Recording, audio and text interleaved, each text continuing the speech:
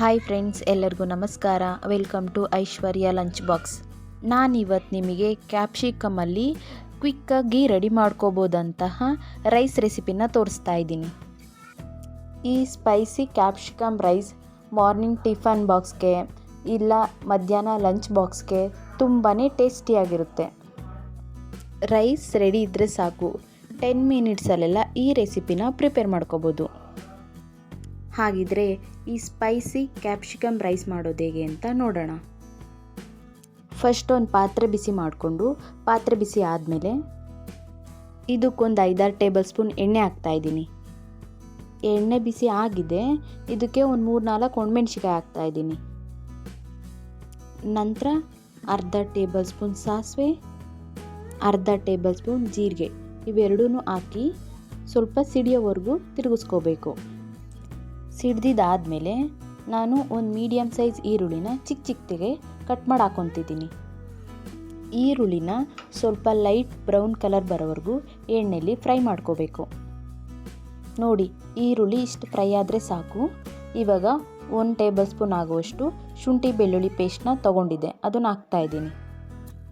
ನಾನು ಶುಂಠಿ ಬೆಳ್ಳುಳ್ಳಿ ಪೇಸ್ಟ್ನ ರೆಡಿ ತೊಗೊಂಡಿದ್ದೀನಿ. ನೀವು ಶುಂಠಿ ಬೆಳ್ಳುಳ್ಳಿ ಜಜ್ಜಿ ಕೂಡ ಹಾಕೋಬೋದು. ಇದು ಒಂದು ಸ್ವಲ್ಪ ಹಸಿ ಸ್ಮೆಲ್ ಹೋಗುವಷ್ಟು ತಿರುಗಿಸ್ಕೋಬೇಕು. ನಂತರ ರುಚಿಗೆ ತಕ್ಕಷ್ಟು ಉಪ್ಪು, 2 ಚಿಟಿಕೆ ಅರಿಶಿಣ, 1 ಸ್ಪೂನ್ ಖಾರದ ಪುಡಿ. ನಾನು ಖಾರದ ಪುಡಿನ 1 ಸ್ಪೂನ್ ತೊಗೊಂಡಿದ್ದೀನಿ. ಇದು ಸ್ವಲ್ಪ ಖಾರ ಕಮ್ಮಿನೇ ಇದೆ. ನೋಡಿ, ನಿಮ್ಗೆ ಎಷ್ಟು ಬೇಕೋ ಅಷ್ಟು ತೊಗೊಳ್ಳಿ. ಮೆಣಸಿಕಾಯಿ ಹಾಕಿರೋದ್ರಿಂದ ಸ್ವಲ್ಪ ಖಾರ ಜಾಸ್ತಿನೇ ಆಗಿಬಿಡುತ್ತೆ. ನೆಕ್ಸ್ಟ್ ಒಂದು ಅರ್ಧ ಟೇಬಲ್ ಸ್ಪೂನ್ ಗರಂ ಮಸಾಲ.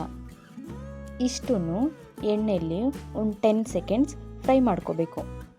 ಮಸಾಲೆನೆಲ್ಲ ಈ ಥರ ಎಣ್ಣೆಯಲ್ಲಿ ಫ್ರೈ ಮಾಡೋದ್ರಿಂದ ಫ್ಲೇವರು ಚೆನ್ನಾಗಿರುತ್ತೆ, ಹಾಗೆ ಟೇಸ್ಟ್ ಕೂಡ ತುಂಬಾ ಚೆನ್ನಾಗಿರುತ್ತೆ. ಇದಿವಾಗ ಫ್ರೈ ಆಗಿದೆ. ಇದಕ್ಕೆ ಒಂದು ಮೀಡಿಯಮ್ ಸೈಜ್ ಟೊಮೊಟೊನ ಕಟ್ ಮಾಡಿ ಹಾಕ್ಕೊತಾ ಇದ್ದೀನಿ. ಟೊಮೊಟೊನೂ ಅಷ್ಟೇ ಒಂದು ಸ್ವಲ್ಪ ಸಾಫ್ಟ್ ಆಗೋವರೆಗೂ ಎಣ್ಣೆಯಲ್ಲಿ ಫ್ರೈ ಮಾಡ್ಕೋಬೇಕು. ಟೊಮೊಟೊ ಸಾಫ್ಟ್ ಆಗಿದೆ. ನಂತರ ಒಂದು ಕ್ಯಾಪ್ಸಿಕಮ್ನ ಕಟ್ ಮಾಡಿ ಹಾಕ್ಕೊತಾ ಇದ್ದೀನಿ. ಕ್ಯಾಪ್ಸಿಕಮ್ನೆಲ್ಲ ಎಣ್ಣೆಯಲ್ಲಿ ಮಿಕ್ಸ್ ಮಾಡಿಕೊಂಡು 1 ನಿಮಿಷ ಲಿಡ್ ಕ್ಲೋಸ್ ಮಾಡಿ ಬೇಯಿಸ್ಕೊತೀನಿ. ನಾನು 2 ಹಸಿರು ಮೆಣಸಿಕಾಯಿನ ಕಟ್ ಮಾಡಿ ಹಾಕ್ಕೊತಾ ಇದ್ದೀನಿ ಇಲ್ಲಿ, ಯಾಕೆಂದರೆ ಸ್ವಲ್ಪ ಖಾರ ಕಮ್ಮಿ ಇರೋದ್ರಿಂದ ಆ್ಯಡ್ ಮಾಡ್ಕೊತಾ ಇದ್ದೀನಿ. ನೀವು ಇಷ್ಟ ಆದರೆ ಹಾಕ್ಕೊಳ್ಳಿ, ಇಲ್ಲಾಂದರೆ ಸ್ಕಿಪ್ ಮಾಡ್ಕೋಬೋದು. ಮತ್ತು ಇದನ್ನೆಲ್ಲ ಮಿಕ್ಸ್ ಮಾಡಿಕೊಂಡು ಒಂದು 10 ಸೆಕೆಂಡ್ಸ್ ಲಿಡ್ ಕ್ಲೋಸ್ ಮಾಡಿ ಬೇಯಿಸ್ಕೊತೀನಿ. ಕ್ಯಾಪ್ಸಿಕಮ್ನ ಫುಲ್ ಬಾಯ್ಲ್ ಮಾಡೋದೇನು ಬೇಡ, ಹಾಫ್ ಬಾಯ್ಲ್ ಆದರೆ ಸಾಕು. ತಿನ್ನೋದಕ್ಕೆ ತುಂಬಾ ಚೆನ್ನಾಗಿರುತ್ತಿದ್ದು. ಇದೆಲ್ಲ ಇವಾಗ ಹಾಫ್ ಬಾಯ್ಲ್ಡ್ ಆಗಿದೆ. ನಂತರ ಒಬ್ಬರು ತಿನ್ನೋವಷ್ಟು ರೈಸ್ನ ತೊಗೊಂಡಿದ್ದೀನಿ, ಅದನ್ನು ಹಾಕಿ ಮಿಕ್ಸ್ ಮಾಡ್ಕೊತೀನಿ. ಎಲ್ಲದನ್ನು ಚೆನ್ನಾಗಿ ಮಿಕ್ಸ್ ಮಾಡ್ಕೊಂಡಿದ್ದೀನಿ. ನೆಕ್ಸ್ಟು ಸ್ವಲ್ಪ ಕೊತ್ತಂಬರಿ ಸೊಪ್ಪು ಹಾಕ್ತಾಯಿದ್ದೀನಿ. ಕೊತ್ತಂಬರಿ ಸೊಪ್ಪು ಎಲ್ಲದನ್ನು ಬಾಡಿಸ್ಕೊಂಡಿದ್ದಾದಮೇಲೆ ಫೈನಲ್ಲಾಗಿ ಈ ಥರ ಸ್ಪೈಸಿ ಕ್ಯಾಪ್ಸಿಕಮ್ ರೈಸ್ ರೆಡಿಯಾಗಿರುತ್ತೆ. ಈ ಕ್ಯಾಪ್ಸಿಕಮ್ ರೈಸ್ ರೆಡಿ ಇದ್ದರೆ ಸಾಕು, ಕ್ವಿಕ್ಕಾಗಿ ರೆಡಿ ಮಾಡ್ಕೋಬೋದು. ಈ ರೆಸಿಪಿ ಬ್ಯಾಚುಲರ್ಸ್ ತುಂಬಾ ಹೆಲ್ಪ್ ಆಗುತ್ತೆ.